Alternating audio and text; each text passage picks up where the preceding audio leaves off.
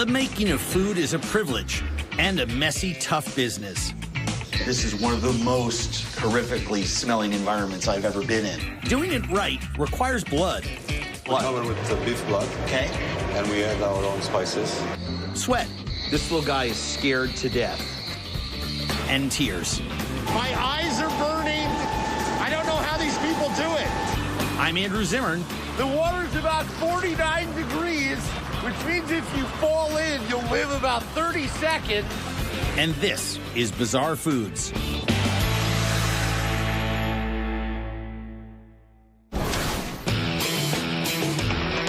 It takes dedication, persistence, and focus to get into the food business. At every step along the way, from farms to production lines, food trucks to fine dining, the hours are long, the work is grueling, and the rewards are few and far between. For many of us, it isn't a choice, it's a calling. Some get into the business to continue a family tradition. Others invent their own path by putting one foot in front of the other, doing what they know best as a way to survive unique circumstance. Take this 68-year-old immigrant from Vietnam, David Tran, the man who single-handedly turned sriracha into a global phenomenon. Hoi Fong Foods Sriracha is the condiment world's fastest rising star. Food festivals are thrown in its honor. Chefs swear by it. It is bomb. I went all the way to one of their farms in Fillmore, California, where Hoi Fong's chilies are grown and harvested. You want to learn a little something about farming in America? I suggest you come and look at a farm. About an hour's drive from downtown L.A., the Underwood family has been farming in this region since the 1800s when lima beans were the crop of choice. Now, fields are lined with hardy, hybrid jalapeno peppers grown exclusively for Hoi Fong's hot sauce. The operation has grown so massive over the years, ranch owner Craig Underwood had to invent specialized and proprietary farming equipment to keep up with the demand. Sweating, sneezing, and coughing. It's dusty, it's about 100 degrees, and this stuff is not for looks. You needed it here. My eyes are burning. I don't know how these people do it. The farm was impressive. Where these chilies end up is even more awe-inspiring. 70 miles southeast of the farm, a factory in Irwindale is the production epicenter of the hottest-selling hot sauce in the country. David Tran and his executive operations officer, Donna Lamb, invited me to take a private tour. In 1974, David fled with his family from Vietnam to the United States, an immigrant with no job, no prospects, just the promise of a fresh start. The freighter that brought you over here was named Hoi Fong. Right. And that's why you named the company. Yeah. To remember the ship took me from Vietnam and give me the other life. So these are picked this morning and they'll be ground today. They'll all be finished today. Some of those trucks just came in from where we were. Every hour we have 5 trucks. Each of those trucks carries about 40,000 pounds of sun-soaked jalapenos. That is a lot of peppers. The peppers are washed again and then fed into grinders where they're mixed with vinegar and salt to form the base of the sriracha. I'm the vinegar. Oh, the vinegar goes right into the feed. It's very, it's harsh. The most hot right here. Right here. Yeah, you're used to it, though. When David first settled in L.A., he mixed hot sauce in barrels on the streets of Chinatown. Now, the magic happens in a pristine mixing room, off limits to the general public and even much of the Hoi Fong staff. A portion of the mash of chilies, vinegar, and salt goes into mixing vats where additional ingredients are added, depending on the type of sauce being made. The rest is stored for up to 18 months in custom-made containers to be used during the pepper's off-season. We have 6 mixers. David's pride in using local ingredients taps into his grateful and passionate patriotism. I believe that our country, USA, and California, can get the best quality than anyone else. If he can't find ingredients or materials that fit his ultra-high standards, he manufactures them himself. Each hour, 12,000 plastic sriracha bottles are formed on site. etched with a rooster logo and filled in immaculate, fully automated precision. Once you know the story and you get an appreciation for how it's made and why it's made the way it's made, and about the commitment and the passion and the hard work of the people who make it, it makes the sriracha taste better. Thank you. Sriracha is just one of many Asian foods with newfound global superstar status. There is no food I can think of that's more of the moment than ramen. In my college days, we ate 3 for $1 packs with freeze-dried seasoning mix pouches. But in the last decade, the bespoke Japanese meal in a bowl has captured the imagination of chefs all over the world and spawned an international megatrend. Real ramen is a marriage of perfectly constructed broth with just the right kind of noodle. There are as many varieties of soup and seasoning as the human brain can devise. The challenge is trying to come up with all the different kinds of fresh, high-quality noodles needed to match them. The ramen explosion across the United States and Europe, wow, is being fueled by one family business in an office park in Teterboro, New Jersey. How many different types of noodles do you guys run here? We have 30 different types of dough. Yep. From there, we can customize it by the thickness, by the cutter. So overall, we have 150 different types of fresh ramen noodles. Right. That go to different restaurants across the East Coast and then Europe. Kenshiro Uki is the owner of Sun Noodle. We sit down with the chef and we talk about, okay, how is your soup? Is it dense? Is it clear? And from there, we'll work with finding the right flour and the right texture to match your soup. So how does Sun Noodle make huge quantities of noodles this good? With this custom-built $50,000 noodle-making machine. We're able to control the speed, the thickness, how wavy you want the noodles to become. We're able to customize each part to fit the customer's needs. The crowning touch for good ramen is the distinctive texture that usually comes only when it's made by hand. This is the massager? Yes. Oh my goodness. We're gonna pamper these noodles. We're gonna bring them in here and then they're gonna come to 360 degrees. We're gonna roll it. We can determine how much we wanna massage it by adjusting this. Right. I'm a straight up and down guy myself. Take it off the line here, and you can see that it looks like it's been hand massaged. There's different thicknesses. Oh, yeah. It's all uneven. And yeah. This is something that I love as we're eating. The texture, it's a natural chew. That's fantastic. It gets even better at the company's world-renowned ramen lab right next door. This is where that perfectly crafted noodle goes into the hands of a master, Chef Nakamura. These are tsukemen, or dipping noodles, and the dipping sauce is a pork broth flavored with fish powder. The noodles are smooth, almost sticky, perfect for coating in that thick, rich fish and pork broth. The combination of smokiness, intense salinity, that aged fish flavor, really nice fermented fish flavor, just extraordinary. The mouthfeel on this noodle is just out of control. Seriously, the toothy is just, it's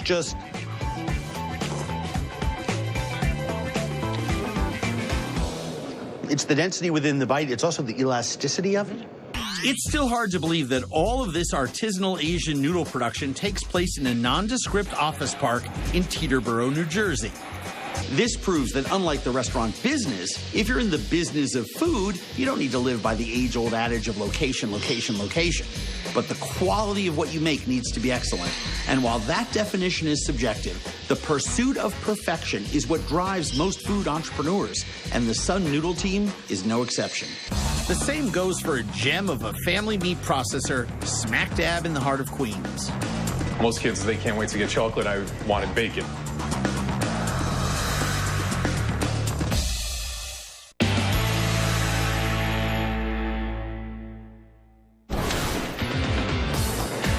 Going into the family business is a time-honored tradition.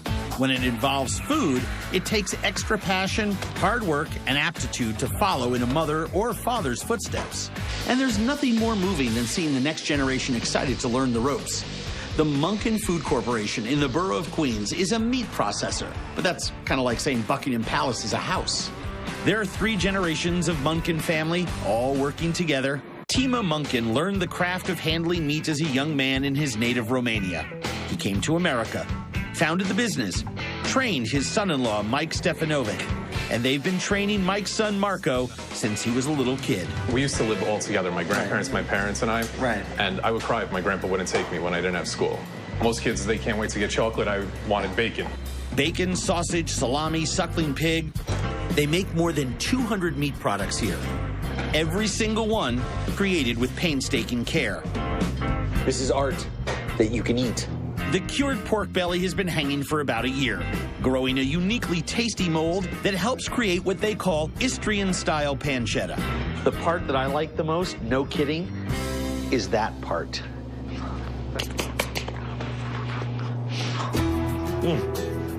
This tastes like salami. Really mild, gentle, dry cured sausage of some kind, but not ground up. One of the most impressive pieces of work I've ever seen is the way they make Tarska bacon. It starts with curing pork bellies. So if you notice, everything is very carefully measured. It's very scientific.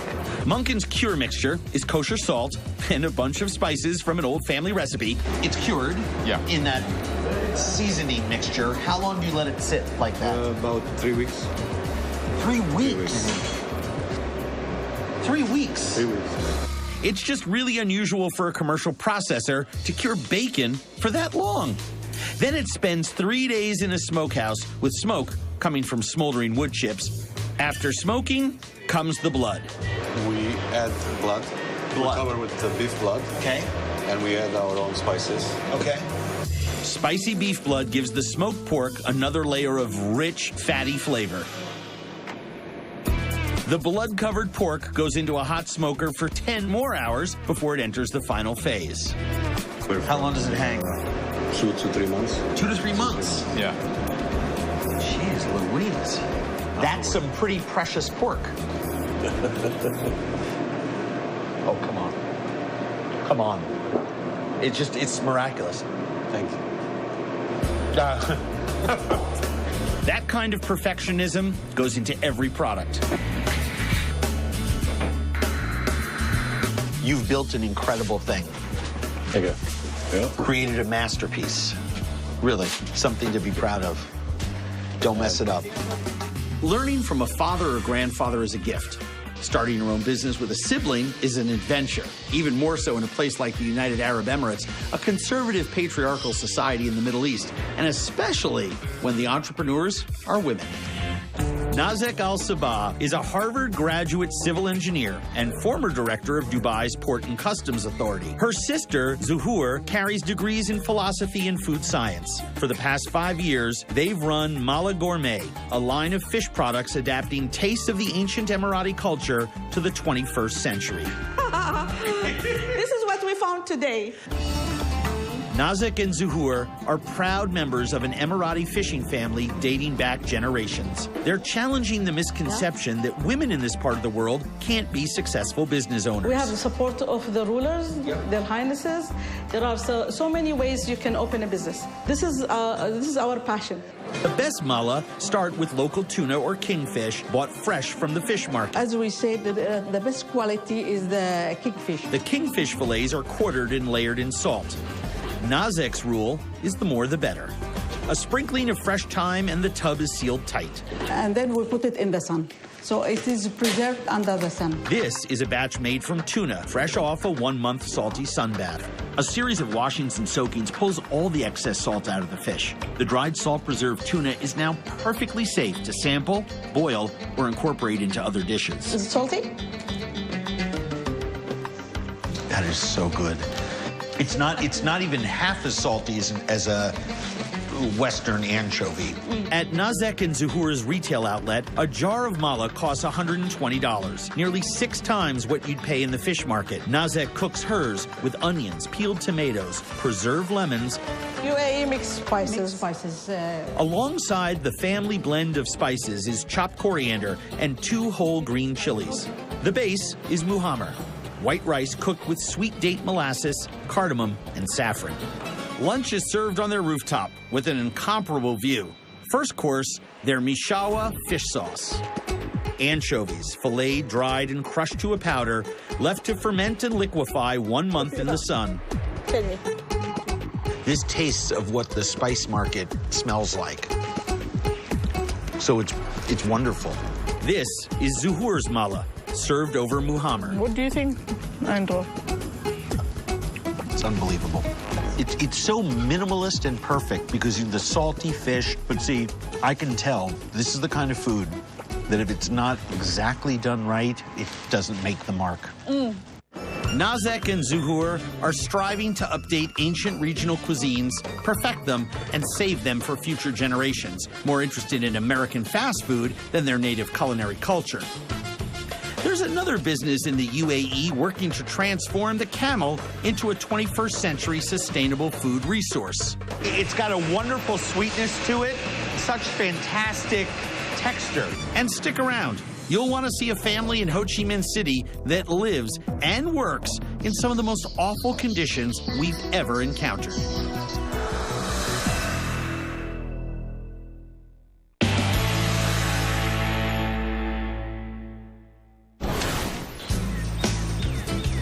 Ranching is one of the oldest and proudest business traditions in America, thanks to wide open spaces and plentiful grasslands.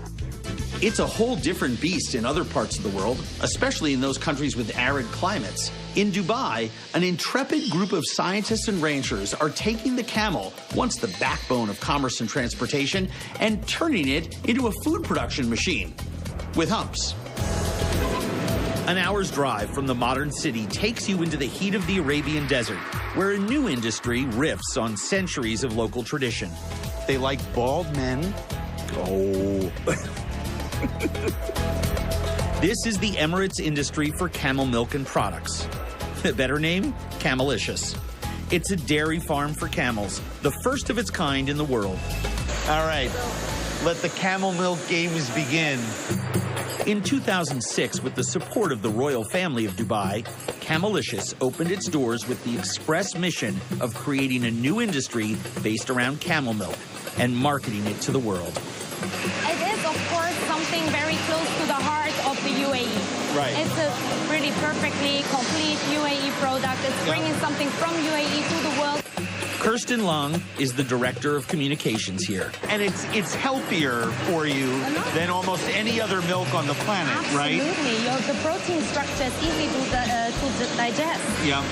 If you're allergic against cow's milk, you can still drink it. 3 to 5 times more vitamin C. So it's overall a very healthy alternative. It's also low in fat. Very. So 50% less fat, which is amazing. So is the high level of insulin for the 20% of the local population suffering from diabetes. So good. It's got a wonderful sweetness to it, but because of the protein and fat ratio, I just think on the mouth, it has such fantastic texture.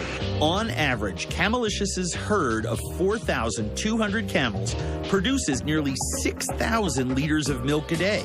A comparable herd of dairy cows would produce well over 100,000 liters. For 14 years, a team of in-house scientists and veterinarians has been hard at work researching ways to close that gap. Go closer because she cannot take it. Yes, yes. Notoriously skittish, it can take years of training just familiarizing a camel with the routine of automated milk production. In downtown Dubai, cafes specialize in camel coffee paired with pastries and muffins made with camel milk.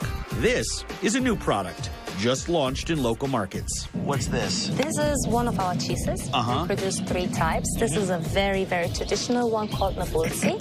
So it's camel milk cheese with black seeds inside. Smells delicious. Boy, that's nice. It's got a really unusual texture. Yeah. Because you're waiting for that fattiness that you associate with cheese, or the creaminess, and it doesn't have either. Because the milk is so low in fat. The scientists and veterinarians here are doing the critical work of saving many traditions nearly lost in the shuffle of explosive urban growth in this country. They're not alone. Deep in the heart of Texas, there's a group of ranchers dedicated to repopulating a dwindling breed of game bird. At Diamond H Ranch, an hour's drive from San Antonio, Chris Hughes and his team raise and distribute some of the best quail in America. This little guy is scared to death. Do you want to go back somewhere? We're surrounded by some 13,000 Coturnix quail, all hatched within the last 3 days. Impeccably clean facilities are key in helping them grow from the corral to the 2-week barn to the 7-week open-air palace. And so here, I mean, you can see, again, one of our philosophies is happy quail make better quail. Yeah. It's sunlight, it's fresh air, it's plenty of space. This is as full as it's going to be. Coturnix are an imported Japanese species coveted by chefs for their plump, flavorful meat. Where most farms export their birds for dispatch, Diamond H does all of its processing on site, by hand. This allows Chris to ensure quality through every step of the process. Exporting exquisite tastes of Texas is just part of the mission at Diamond H. Conserving a vanishing game species is another. The bobwhite quail is native to Texas, hunted for centuries as a beloved game bird.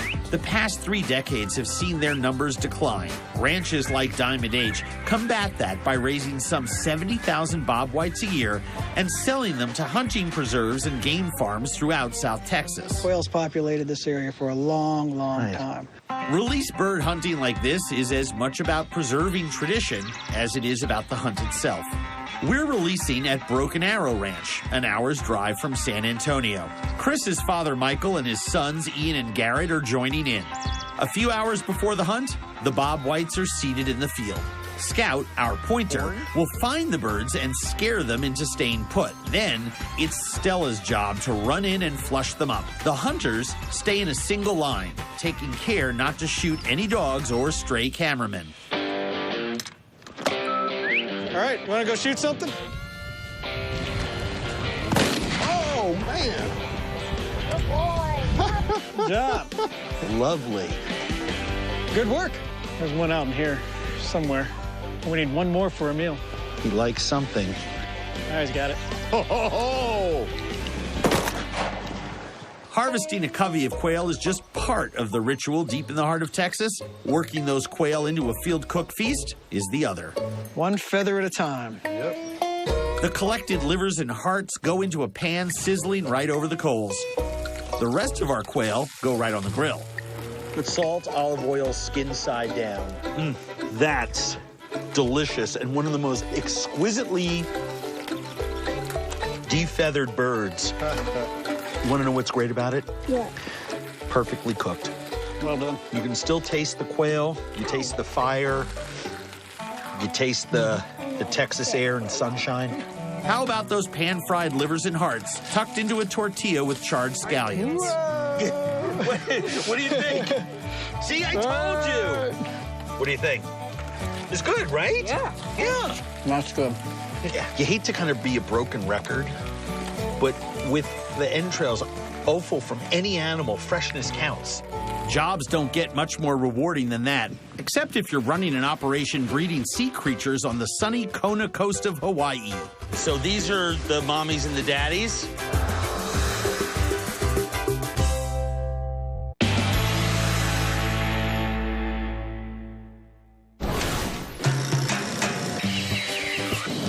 Tourists fly to Hawaii's Big Island to soak in the sun and bathe in the pristine ocean water. A stone's throw from Kona Airport, scientists at the Hawaiian Ocean Natural Energy Lab put the sunlight and seawater to work. 30 businesses use water pumped from 2,000 to 3,000 feet below the surface, all for a whole range of endeavors, everything from farming seafood to developing alternative energy technology.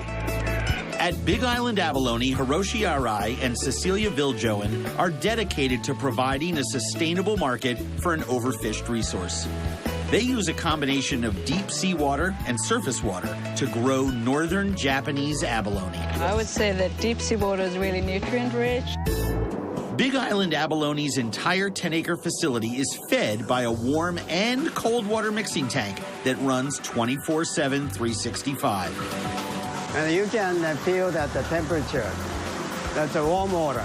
Oh, yeah. And then this one this is the cold water. Whoa. This one will wake you up. This is a one-of-a-kind operation. Oh, I see some big abalones. So these are the mommies and the daddies? Correct. Yeah, we call broodstock. Yeah. Yeah, and we're going to use them to make them spawn. Oh, yeah. It's a beauty. See, this is kind of green in that area. Yeah. So it's a female. There's the male. It's creamy white. color, yeah?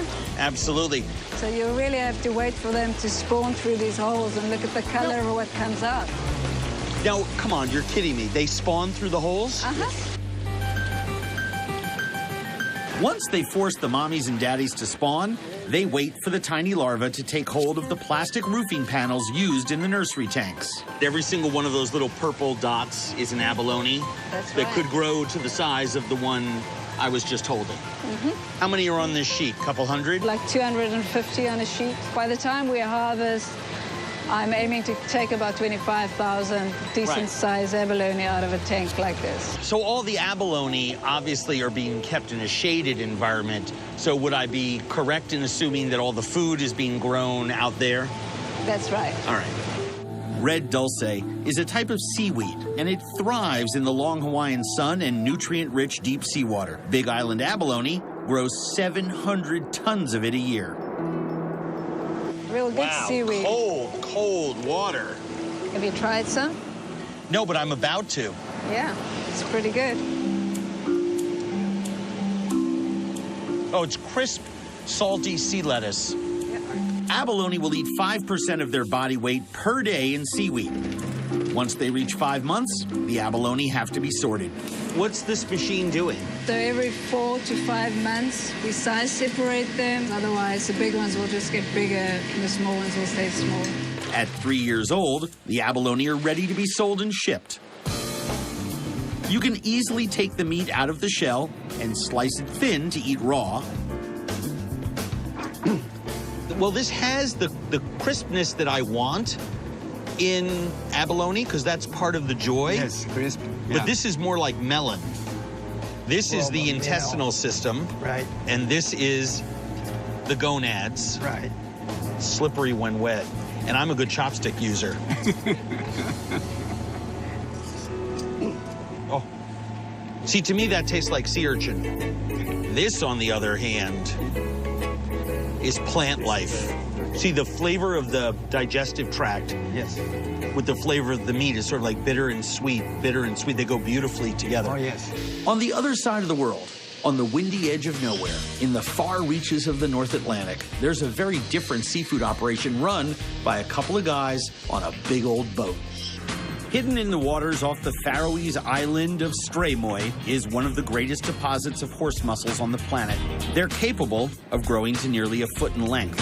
Prized as a delicacy in Scotland and Iceland, they've been traditionally ignored as food here for centuries. Men like Birger Eni and Kari Sorensen are setting out to change that. Okay now? Can you have it around here? Tight. It's tight, yes, but you feel good. Well, I feel okay. 14 years ago, Birger began cooking horse muscles as part of his boat tour. For many Faroese, it was the first bite they had ever had of this abundant local resource. Today, Birger's cooking is as much a selling point of his tours as the scenery. Everything he cooks is still collected by hand, by him, his son Howard, or diving buddies like Kari. We're investigating a deposit of mussels just feet away from a busy roadway leading out of the capital, Tórshavn. The water's about 49 degrees, which means if you fall in, you'll live about 30 seconds. The real work is going on 5, 10 meters below, where filter feeders like horse mussels traditionally thrive. While warm water mussels would fluctuate in size and quality, cold water, consistent year-round, means these mussels grow slow and grow big. All told, nearly 40 pounds of seafood collected in the span of tops 30 minutes. That's a nice fat one. Pop the shell, and you can actually fillet this massive mollusk into its constituent parts. First is the creamy deposit of roe floating on top. Oh my gosh. That's just exquisite. And that abductor mussel, it has the texture of cooked crab and the flavor of ocean candy. It's fantastic. I can eat this like a rib. Yeah. In all seriousness, why aren't millions of pounds of these being exported all over the world? I mean, this is such delicious food. Michelin-starred chefs in Denmark and Spain have started importing Birger's product, but you don't need award-winning customers to know your food is appreciated, especially in neighborhoods like Watts in LA.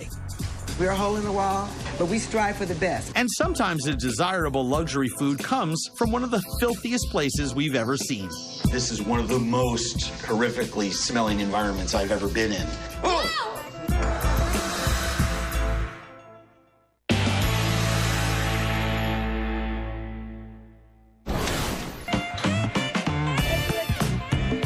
Some food businesses involve massive plants and complicated machinery. Others require vision, and they refuse to take no for an answer. That's the kind of grit and determination that fuels a couple of tough grandmas standing their ground to feed a notoriously tough community. The Watts Towers stand guard over a Los Angeles neighborhood plagued by gang violence and still scarred by race riots in the 60s. But that's not the whole story of life in Watts. There are signs of hope, nurtured by some strong, entrepreneurially motivated women feeding the neighborhood's collective belly and soul. Maria Elena Ira's made-from-scratch tamales are a fixture here. I'll do pollo verde and a puerco rojo. That cornmeal mixed with fat and steamed around the braised pork. It's like living inside a corn cob. It's just amazing. Each night, Elena and her daughters fill, wrap, and steam more than 200 tamales. And they're up the next morning before dawn to load the truck for another day serving their loyal neighborhood regulars. The business has come a long way since she started, selling tamales to feed her 7 children. Elena and her truck are neighborhood institutions, famous for dishes like these pig's head Guerrero-style tamales, using smoky banana leaves instead of corn husks for wrappers. The layer of masa is turned orange by the rich chili-kissed pork fat coursing throughout it. Wow. Woo! That has a rich, fatty finish. You know, you get little surprises like little pieces of cheek and ear in there and cartilaginous, smoky, chili-spiked tamale awesomeness. Even though these streets can still get mean sometimes, there's a sense here that you don't mess with the people who make good food. Nobody's messing with Cynthia Hawkins, a sassy, savvy businesswoman. She opened Hawkins House of Burgers 30 years ago on one of the toughest corners in town. My father said, you know, love your community, take care of your community, and they will take care of you. Cynthia loves running the grill and prides herself on making sure each and every burger is just right. And the most popular item on the menu is the Whipper Burger, with 2 beef patties, a butterflied hot link, and loads of pastrami. It's a behemoth.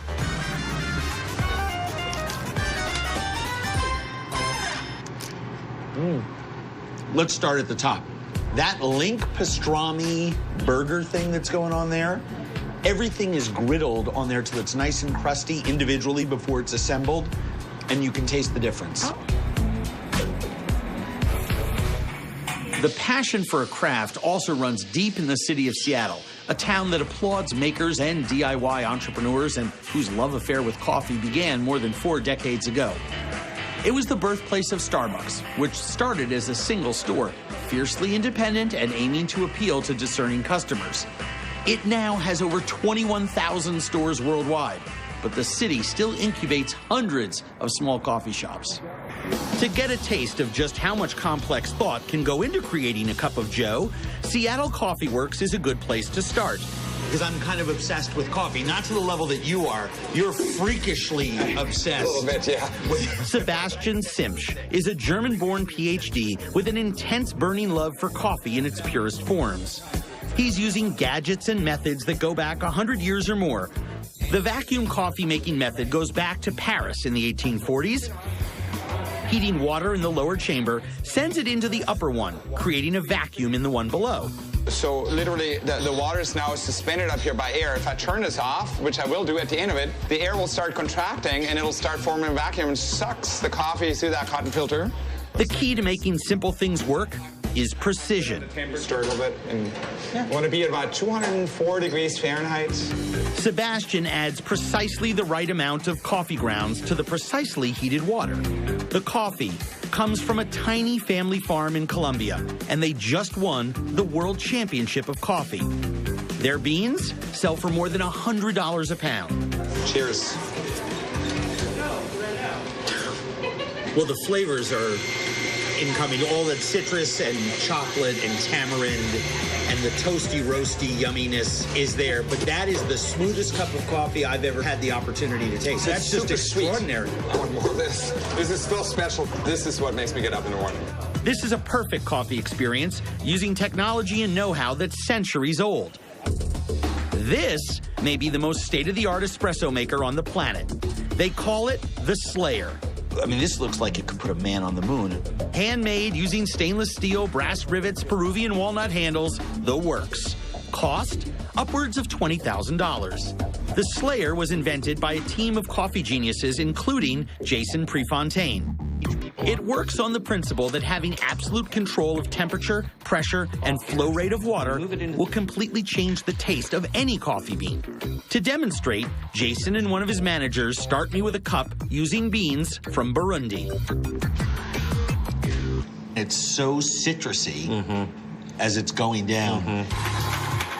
Now, using exactly the same coffee, Jason has me tweak the timing of the water pressure going through the grounds. Well, it's 25 PSI now, 40 PSI, and it's just starting to come out at 40. Yeah, exactly. Okay, now go to full pressure. At full pressure, Commander. Okay, now pull it back to the middle. Back to the middle. So we've eased off. That's right. And the result? Yeah, I would have told you that's a whole different... I know, a different coffee. And we've changed nothing except how long you've left it in different phases during the extraction. The first way is all chocolatey cacao flavors. This one is like dark rum. I mean, just... Yeah, it's crazy, isn't it? Crazy. Yeah. There are orders for Slayer machines coming in from all over the world, even with its 20 grand price tag. Believe it or not, there's an even more expensive product being created in this filthy, bird-infested building. This is my worst nightmare. Pathogenic horror show.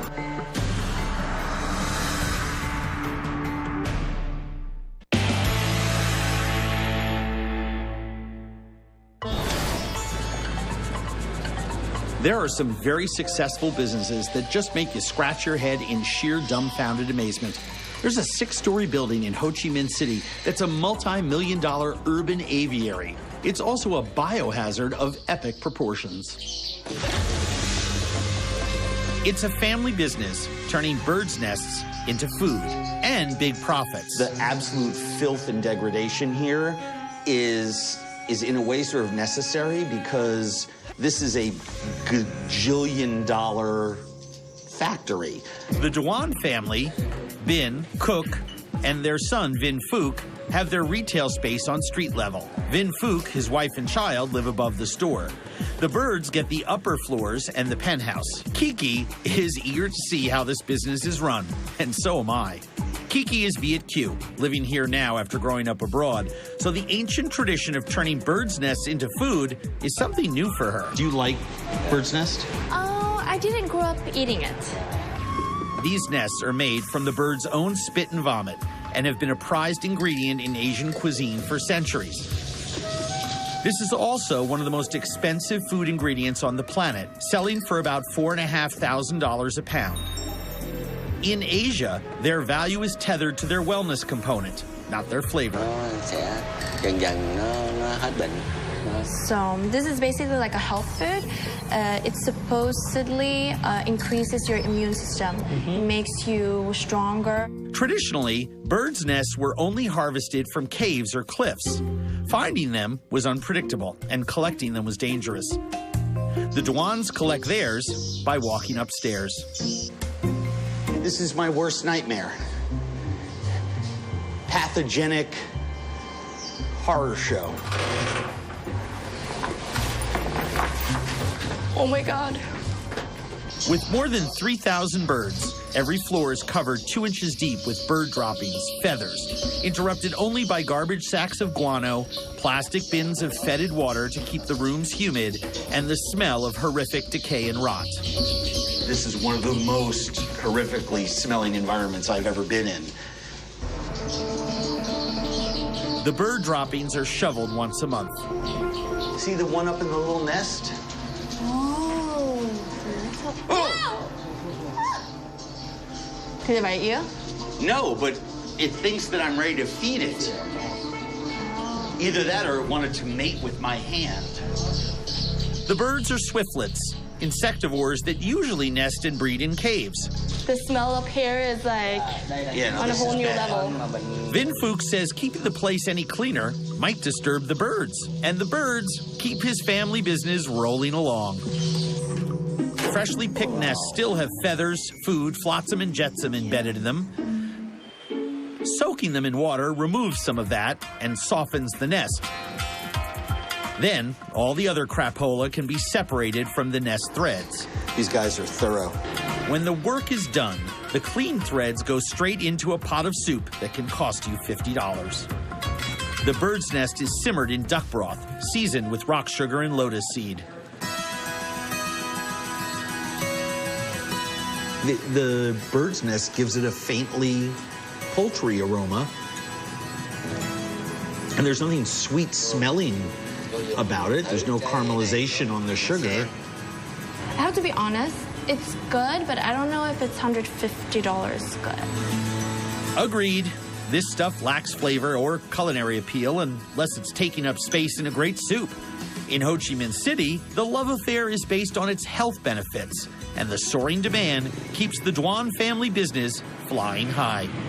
No one really knows what goes on behind the closed doors of a company unless they get up close and personal with the day in and day out grind of an operation. For some in the businesses of food, it's a labor of love. For others, it's a way to honor preceding generations or preserve ancient traditions. Still others see it as doing their part to pluck dwindling species from the jaws of extinction. So when you're served the fruits of their labor, that's just exquisite. Take a breath and enjoy it for all it's worth. If it looks good, eat it.